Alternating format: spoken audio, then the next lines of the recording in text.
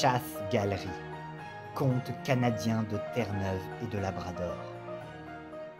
Il y a bien longtemps, dans les glaciales forêts du Canada, se trouvaient des bûcherons qui travaillaient depuis des mois loin de leur foyer. Un soir, alors qu'ils venaient d'achever leur travail, ils discutèrent au coin du feu d'un seul et même sujet. Ils voulaient tous aller voir leurs blondes, leurs amoureuses. Mais dans leur situation, c'était impossible. Mais c'est à ce moment qu'un des bûcherons, dénommé Baptiste, leur fit une proposition des plus surprenantes. Il leur proposa d'aller à Lavaltrie pour retrouver leur blonde. À Lavaltrie? Lui répondit un de ses camarades. Es-tu fou? Nous en sommes à plus de 100 lieues, 2 mois pour faire ce voyage. Et il n'y a pas de chemin de sortie dans la neige. Et puis, le travail du lendemain. Qu'en fais-tu? Ah, s'il ne s'agit que de cela, Répondit Baptiste. nous ferons le voyage en canot d'écorce à l'aviron. Et demain matin, à 6 heures, nous serons de retour au chantier. Les autres bûcherons avaient très bien compris. Baptiste leur proposait de courir chasse-galerie. Il s'agissait là d'un ancien rituel, consistant à enchanter un canot qui naviguerait dans les cieux et qui irait plus vite qu'un cheval au galop.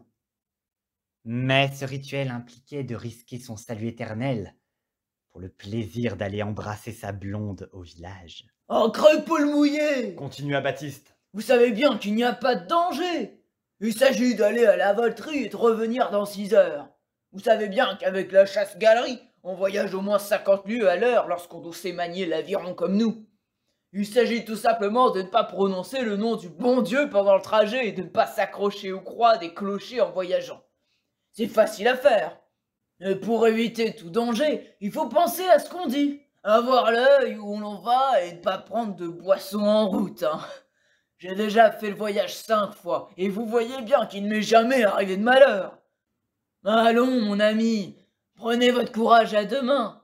Et si le cœur vous en dit, dans 2 heures de temps, nous serons à Lavaltrie. Eh, pensez à vos blondes qui se languissent de vous depuis votre départ. Nous sommes déjà 7 pour faire le voyage, mais il faut être 2, 4, 6 ou 8. Et toi, Joe, tu seras le 8e. Oui, Répondit Joe. tout cela est très bien, mais il faut faire un serment au diable. C'est un animal qui n'entend pas rire lorsqu'on s'engage avec lui.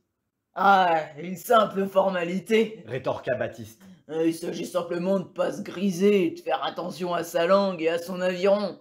Un homme n'est pas un enfant, que diable. Venez, venez. Tous ensemble s'approchèrent d'un canot que les bûcherons utilisaient au printemps pour longer les fleuves, pour commercer avec les autochtones. Tous prirent place dedans, Joe à l'avant et Baptiste à l'arrière, pour bien contrôler la trajectoire du canot. Répétez avec moi. Satan, roi des enfers, nous te promettons de te livrer nos âmes, si d'ici à 6 heures nous prononçons le nom de ton maître et du nôtre, le bon Dieu, et si nous touchons à une croix dans le voyage.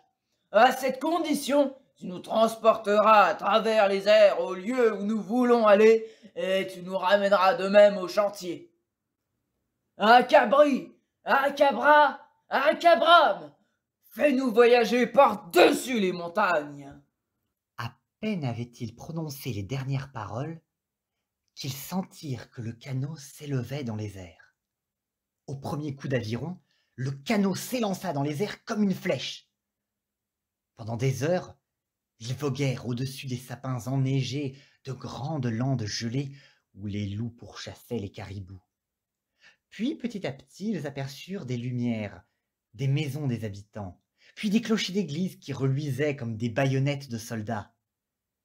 Ils passaient ces clochers aussi vite que l'éclair, et ils filaient toujours plus vite, comme des diables, passant par-dessus les villages, les forêts, les rivières, et laissant derrière eux comme une traînée d'étincelles. C'est Baptiste qui gouvernait, car il connaissait bien la route, et ils arrivèrent bientôt au-dessus de Montréal. Attends un peu. Cria Baptiste. Nous allons raser Montréal et nous allons effrayer les courageux qui sont encore dehors à cette heure-ci.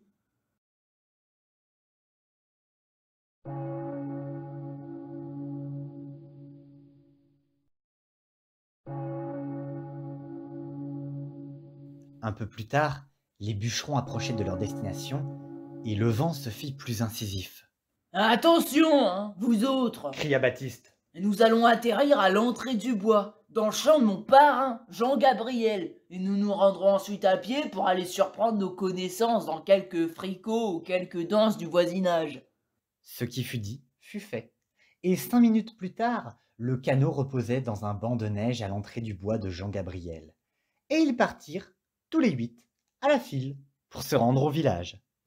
Allons au Rigaudon, chez Baptiste Auger. Dit Baptiste. On est certain d'y rencontrer nos blondes. Et n'oubliez pas de bêtises les amis. Et attention à vos paroles. Dansons comme des perdus, mais pas un seul verre d'alcool ne doit être bu. Vous m'entendez?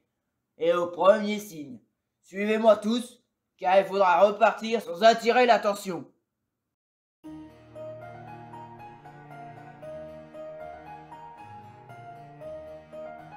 Durant 2 heures, les bûcherons s'amusèrent et dansèrent avec leurs blondes, surveillés de très près par Baptiste, qui, au comptoir, ne buvait que des larmes de whisky blanc.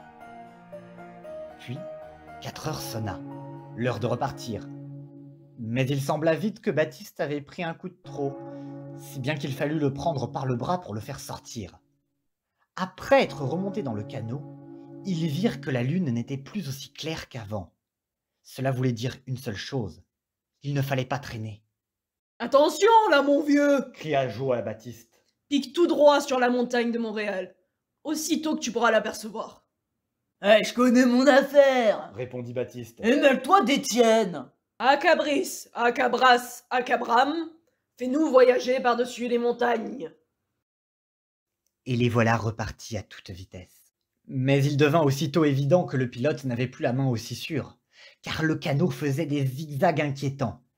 Ils passèrent à 100 pieds du clocher de Contrecœur et au lieu de se diriger à l'ouest, vers Montréal, Baptiste leur fit prendre des bordées vers la rivière Richelieu. Quelques instants plus tard, ils passèrent au-dessus de la montagne de Belleuil et il ne s'en manqua pas de 10 pieds pour que l'avant du canot n'allât se briser sur la grande croix de fer de tempérance que l'évêque de Québec avait fait installer. « À droite, Baptiste! Lui cria Joe. À droite! Mon vieux, car tu vas nous envoyer chez le diable si tu ne gouvernes pas mieux que ça! » Et Baptiste fit instinctivement tourner le canot vers la droite en mettant le cap vers la montagne de Montréal qu'ils apercevaient déjà au lointain. Baptiste jurait désormais comme un possédé et disait qu'il voulait descendre en ville pour prendre un verre. Et puisqu'il était ivre comme un Irlandais, on ne pouvait pas lui faire entendre raison. Les bûcherons n'eurent d'autre choix que de le ligoter et de le mettre à l'avant du canot. Joe prit alors sa place à l'arrière, et il avait le bras sûr et l'œil ouvert, d'autant plus qu'il n'y avait plus qu'1 heure pour atteindre le campement, sinon le diable allait prendre leurs âmes. Et pour tous, c'était inconcevable. Et aussitôt... Acabris, Acabras, Acabram, fais-nous voyager par-dessus les montagnes.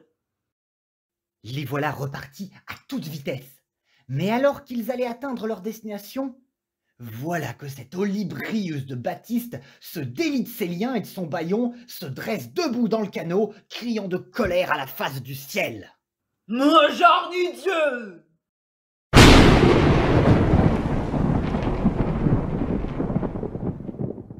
Aussitôt, tous les bûcherons frémissèrent, et à bon titre, car le canot heurta dès lors un immense pin, qui les fit tous tomber dans la neige, où ils perdirent tous connaissance.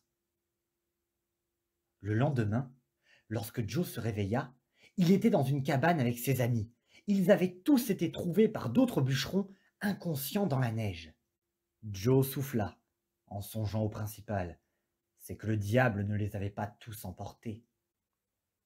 Tout ce que je puis vous dire comme morale, mes amis, c'est que ce n'est pas si drôle que l'on pense que d'aller voir sa blonde en canot d'écorce, en plein cœur de l'hiver, en courant chasse-galerie. Surtout si vous avez un maudit ivrogne qui se mêle de vous gouverner. Si vous m'en croyez, vous attendrez l'été prochain pour aller embrasser vos petits cœurs, sans courir le risque de voyager aux dépens du diable.